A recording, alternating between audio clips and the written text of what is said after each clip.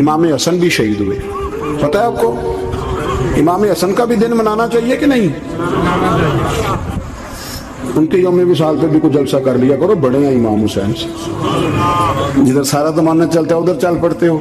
حدیث میں جہاں جہاں نام آیا نا، پہلا امام حسن کا ہے، دوسرا امام حسین کا ہے، اور امام حسین کے اپنے جملے ہیں. فرماتے ہیں میرا بھائی نہیں، میرا امام بھی ہے، میرا امام بھی ہے. اور آپ فرمایا کرتے تھے میں نے بڑی چیزیں اس حسن سے سیکھی ہیں. جو انہوں نے سیکھا ایک بتاؤں اس میں سے؟ کچھ لوگ تھکے ہیں آپ میں سے، حالانکہ میں تو زیادہ سفر کر کے آیا ہوں. عرض کروں جو انہوں نے سیکھا ہے، سنو. امام حسین خود بتاتے ہیں، فرماتے ہیں کہ اب میرے بھائی نا امام حسن اپنی ایک بیوی کو طلاق دینا چاہتے تھے. اختلاف شدید ہو گیا، بات طلاق تک آ گئی. مجھے پتا چلا تو میں پہنچا. میں نے کہا بھائی جان کیا اختلاف ہے بھابھی سے؟ سنا طلاق دینے لگے. فرمایا ہاں طلاق دے دوں گا. چلی گئی ہے میکے. فرمایا بتائیں غلطی کیا، کیوں دے رہے ہیں؟ تو امام حسن فرمانے لگے حسین آپ نے قرآن نہیں پڑھا؟ میں نے کہا جی پڑھا ہے، بتائیں. کہنے لگے اللہ فرماتا ہے ہن لباس لکم وانتم لباس لہن، مرد عورتوں کا لباس ہے، عورتیں مردوں کا لباس ہے. فرمایا میری بیوی میں کوئی کمزوری ہوگی تو میں پردہ ڈالوں گا کہ دنیا کو بتاؤں گا؟ امام حسین کہتے میں نے اٹھ کے بھائی کا ہاتھ چوما. میں نے کہا آیت میں نے پہلے بھی پڑھی تھی، تفسیر آج سمجھ میں آئی ہے، تفسیر آج سمجھ میں آئی ہے، میرے بڑے بھائی نے سمجھائی ہے، سمجھ میں آئی. کہتے ہیں کچھ دنوں کے بعد امام حسن نے بیوی کو طلاق دے دی. میں پھر آیا اور میں نے کہا میرے شانوں والے بھائی آپ بھی بتا دیں کیا مسئلہ تھا. تو کہتے ہیں میرا ماتھا چوما میرے بڑے بھائی نے اور کہنے لگے حسین چھوڑ، وہ غیر محرم بیوی ہے، میں کسی غیر کی باتیں تیرے ساتھ کیا کروں. طلاق دے دی، غیر محرم ہو گئی، اب اس کا ذکر کیا چھیڑنا. کہتے ہیں میں سمجھ گیا کہ میرا بھائی قرآن کی اس روح کو جانتا ہے جو حسین تک بھی پہنچ رہی ہے. بھائیو امام حسن رضی اللہ تعالیٰ عنہ، آپ کو پتہ ہے یہ کائنات کا وہ عظیم شخص ہے، حسن ابن علی، وہ عظیم ہستی ہے جس نے تاج چھوڑ دیا، تخت چھوڑ دیا، پر نبی پاک کی امت کو جوڑ دیا. نبی کریم نے ان کو اپنے ساتھ بٹھا کے کہا تھا، صحیح بخاری میں موجود ہے، کہا یہ میرا بیٹا حسن سید ہے، یا مسلمانوں کی دو جماعتیں لڑیں گی تو یہ صلح کرائے گا. حضرت امام حسن نے تخت چھوڑا، تاج چھوڑا، لیکن مسلمانوں کو آپس میں اتنی بڑی قربانی، اتنی بڑی قربانی.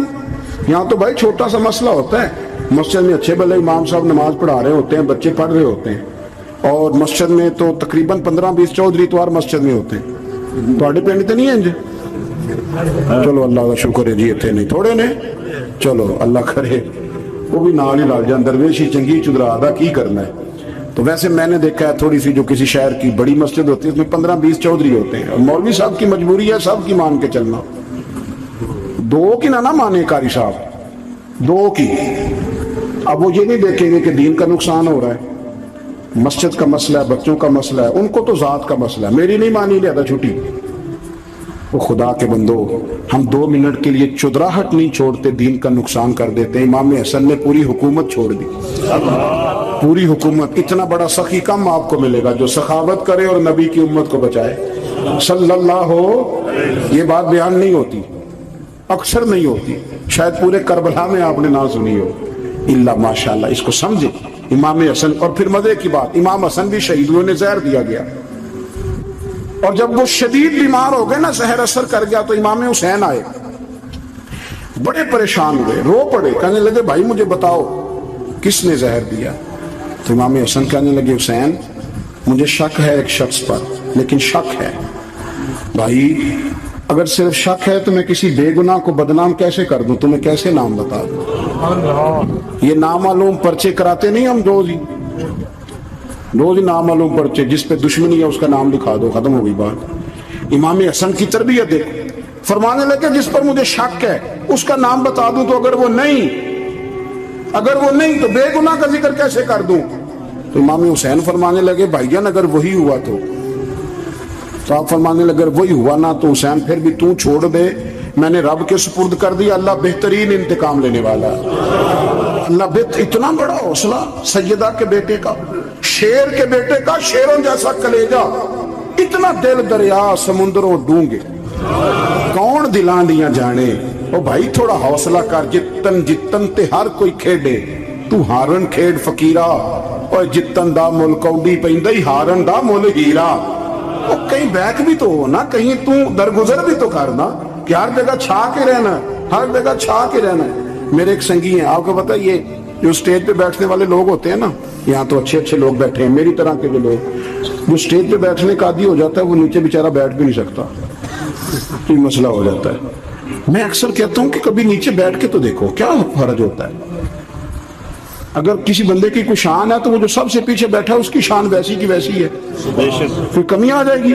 کچھ بھی نہیں. مجھے ذاتی طور پر دیانتداری سے کہتا ہوں, مسجد میں بیٹھا ہوں, جب میرے آنے پہ لوگ نعرے لگاتے ہیں مجھے تکلیف ہوتی ہے. میں کہتا ہوں یار نبی پاک کی نعت چل رہی تھی, اس کا ادب زیادہ ہے یا اجمل قادری کا ادب زیادہ ہے؟ چھوڑیں آپ, جو آیا ہے وہ بیٹھ جائے گا, ختم ہو گئی بات. اور ویسے بھی جو لوگ جلسوں کے لیے محنت کرتے ہیں نا, بیچارے اشتہار لگاتے ہیں, مسجد کی صفائی کرتے ہیں, جو لنگر پکاتے ہیں, وہ تو اسٹیج پہ آتے نہیں, حالانکہ زیادہ ثواب تو ان کو ملتا ہے, وہ تو پیچھے چھپے ہوتے ہیں. میں کئی دفعہ مجھے پتہ چل جائے نا اس کارکن نے زیادہ کام کیا اس جلسے کے لیے, تو میں اس کے کان میں کہتا ہوں میرے لیے بھی دعا کری, اس لیے کہ تو نے محنت کی ہے, تیرا اجر اور ہے. ہم تو شان سے آئے بیٹھے اور چھٹی کر گئے. بھائی تھوڑا پیچھے بھی دیکھے, نبی کریم کے پورے خاندان کی قربانیاں, پورے خاندان. دوپہر کو کھانا نہ پکاؤ تو ہمارے بچے موبائل توڑ دیتے ہیں, اور شام کو مرضی کا نہ پکاؤ تو واک آؤٹ کر جاتے ہیں, کہتے ہیں لے آؤ پیسے پھر برگر لے آئیے. میری مرضی کا نہیں پکا. سیدہ فرماتی ہیں میرے گھر میں مہینہ مہینہ چولہا نہیں جلا, مہینہ مہینہ چولہا. 3 روزے رکھے سیدہ فاطمہ نے, مولا علی نے, امام حسن نے, امام حسین نے, اور تینوں دن افطار کے وقت فقیر مانگنے آ گیا تو کھانا وہاں دے دیا. آپ کا کیا خیال ہے جو بے صبرا آدمی ہو وہ کربلا میں جا کے لڑے گا؟ جس کو عادت ہی نہ ہو بچپن سے ٹھہرنے کی وہ لڑے گا؟ جو ذرا ذرا سی بات پہ ڈگمگا جاتا وہ لڑے گا؟ اسٹیج پہ نہیں بٹھایا تو لڑ پڑے وہ لڑے گا؟ او خدا کے بندو, بڑا حوصلہ چاہیے, بڑا ظرف چاہیے. امام علی مقام کا ایک قد ہے, ان کا ایک وقار ہے, ان کا ایک حسن ہے. امام حسین رضی اللہ تعالیٰ عنہ نے 25 حج کیے ہیں مدینے سے مکے پیدل جا کے. دونوں بھائیوں نے ہر روز 10 سپارے قرآن پاک کے امام حسین پڑھتے تھے. حضرت عبداللہ ابن زبیر کہتے ہیں میں سیدہ فاطمہ کے بیٹے حسن اور حسین سے جب بھی ملا ہوں دونوں بھائیوں نے روزہ رکھا ہوا ہوتا تھا. انہوں نے اپنی زندگی تقوی سے گزاری, پرہیزگاری اور سخاوت. سبحان اللہ. پتہ ہے سخی مالدار نہیں ہوتا, حضور نے فرمایا بندہ دل کا غنی ہوتا ہے.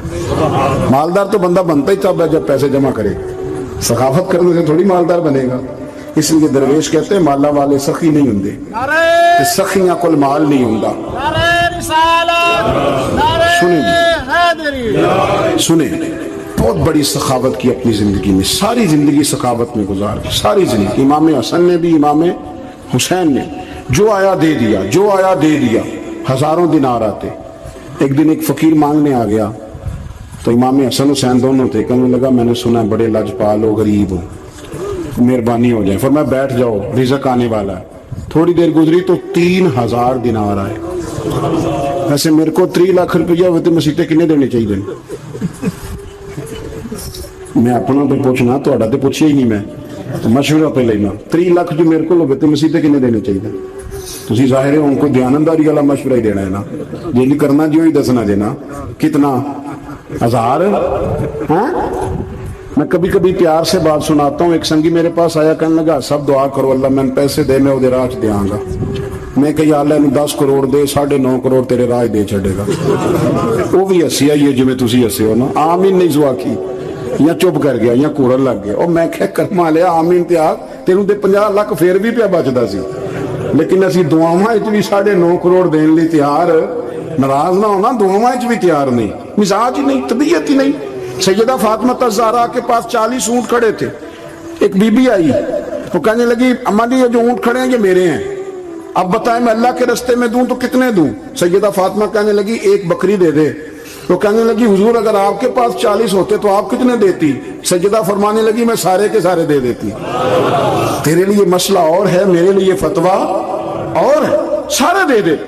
3000 دینار آئے. امام حسن اور حسین کے پاس فقیر بیٹھا ہے. فقیر کہتا ہے میرے دل میں خیال تھا کہ 5-10 دے دیں تو میری موج بن جائے گی, پر مجھے نہیں پتا تھا کہ اتنے سخی گرانے کے پاس آیا ہوں. 5-10 دے دیں تو موج بن گئی. کہتے امام حسن نے 3000 دینار میری ہتھیلی پہ رکھے اور میرا ماتھا چوم کے کہنے لگے یار میرا تو خیال تھا کہ تیرے انتظار پر تجھے کچھ ملے گا پر یہ رکھ لے، مجھے پتا ہوتا کہ تجھے اتنا ملنا ہے تو میں تجھے انتظار نہ کراتا۔ جلدی دی خود بھیک دے خود ہی کہے منگتے کا بھلا ہو۔ اپنی زندگی نفاست سے گزاری اہل بیت، قربانی دے کے گزاری۔ حضرت امام حسین رضی اللہ تعالیٰ عنہ یہ حضور کی اولاد پاک ہیں، پیروں کو نہ تھوڑی مٹی لگ گئی، عمر جوانی کی تھی، داڑھی مبارک ساری سیاہ تھی، کالی تھی۔ حضرت ابو ہریرہ ان سے سالوں بڑے تھے، امیر المومنین فی الحدیث۔ حضرت ابو ہریرہ نے دیکھا کہ امام حسین کے مقدس قدموں کو مٹی لگ گئی۔ کسی سے بھی کہا جا سکتا تھا ذرا امام صاحب کی توجہ کرانا، یہ ذرا مٹی اتار دینا، لیکن حضرت ابو ہریرہ جھٹ سے اٹھے، اپنی پگڑی کھولی، اس کا پلو لیا اور حضرت امام حسین کے پیروں سے مٹی صاف کرنی شروع کر دی۔ کیوں کہ اہل فضل ہی کسی کی فضیلت کو جان سکتا، عزت والا ہی کسی کو عزت دیتا، جس کے پاس وقار ہو۔ او میرے سنگیو، لوگوں کی باتوں میں نہ آنا، یہ تمہیں الجھا دیں گے، یہ تمہیں تفریق میں ڈال دیں گے، یہ انتشار برپا کریں گے۔ یہ وہ حسین جماعت ہے جو حضور کے سامنے بیٹھا کرتی تھی۔ ان سے پیار کرنا، ان سے محبت کرنا۔ آپ کبھی ترمذی کی ایک حدیث پڑھیں تو مر جانے کو جی کرتا ہے۔